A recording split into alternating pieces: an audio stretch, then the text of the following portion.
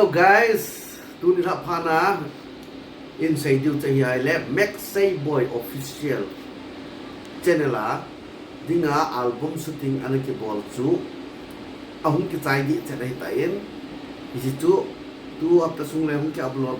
về dòng mấy thế thì dòng lệ cái upload nó sang ngã trailer thì đều đoàn khát cần việc xả điều này đến thì chỉ à là xả chú cây cái hiến tiếng lệ nào nu rồi đi sinh xuân ama to cái xã hội này hiến casting à chú sang boy sinh xuân to nghe rồi đi à là sanu mà aman casting nó bol này hiến thì chỉ produce hình bol chơi hay lệ cây cái hiến tiếng lệ cái lối pa lang gấu hàng sinh cái này produce cái bol na chỉ album chú hung số vả đi ngay tay thì chú lối là phải cái có má cần hiệp sản này bên tuôn trailer tu tiêm chắc anh em yêu thế Mil boy hindi na